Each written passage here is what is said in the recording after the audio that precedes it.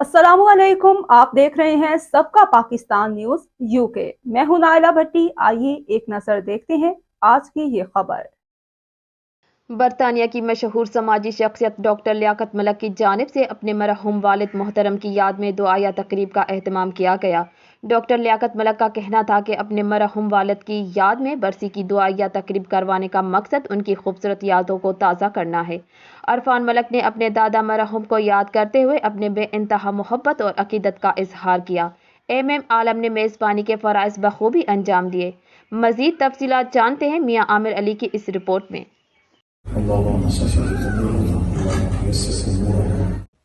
غنچوں کے چٹکنے کی صدا تھے میرے بابا، پھولوں کے مہکنے کی ادا تھے میرے بابا۔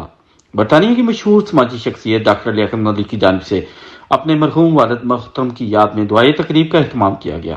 ڈاکٹر لیاقت ملک کا کہنا تھا کہ اپنے مرحوم والد کی یاد میں برسی کی دعائیہ تقریب کروانے کا مقصد ان کی خوبصورت یادوں کو تازہ کرنا ہے۔ عرفان ملک نے اپنے دادا مرحوم کو یاد کرتے ہوئے اپنی انتہائی محبت اور عقیدت کا اظہار کیا۔ To celebrate the life of your grandparents. For me personally, my grandma and my granddad, they raised me. I grew up with them, spent all my life with them. I am here today because of them, and I do miss them very, very much. عالم نے میزبانی کے فرائض بخوبی انجام دیے۔ مرحوم غلام محمد ملک اور Mrs نعمت ملک ڈاکٹر لیاقت ملک صاحب کے مرحوم والدین کے ایصال کے لیے بھی اور ان کو عقیدتوں کا خراج پیش کرنے کے لیے بھی آج کا یہ پروگرام جو ہے منعقد کیا گیا ہے۔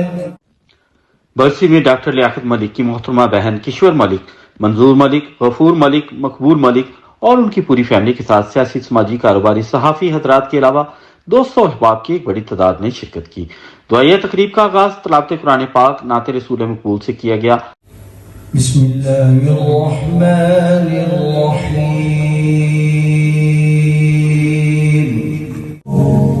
چلا رہا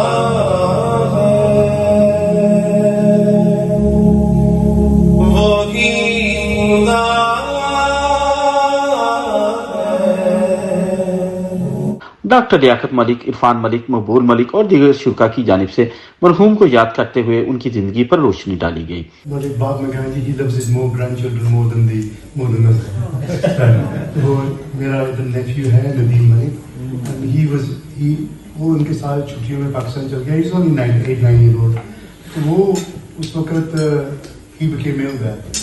میرے جو بڑے بھائی بیٹھے منظور صاحب، ان کو انہوں نے کہا کہ ابھی ٹکٹ بتاؤ، واپس آئے سے لے کے جاؤ۔ وہ کہتے ابھی اس دن no he has to come within 7 days. تو وہ 7 days میں وہاں جا کے ان کو لے کے آئے۔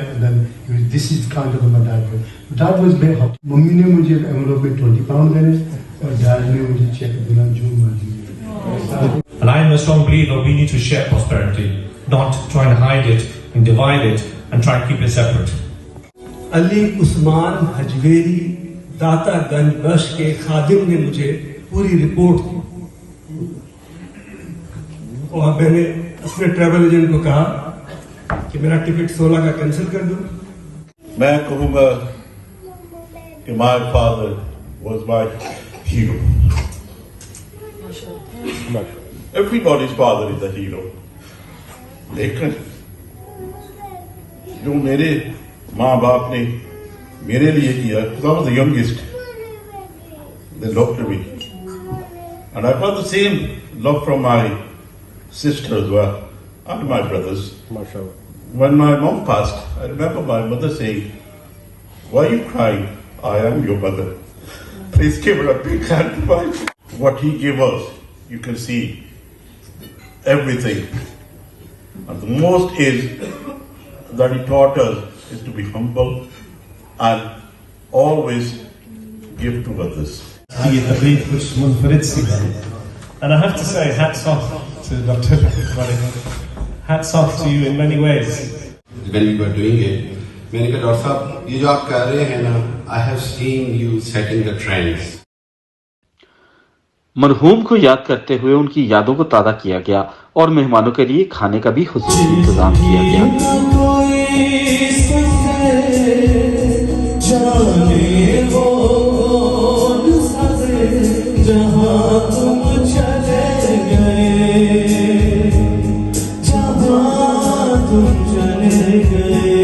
ڈاکٹر مفتی محمد رمضان 46ویں اسلامی موافقہ داتا دربار کے خطیب نے خصوصی دعا کروائی۔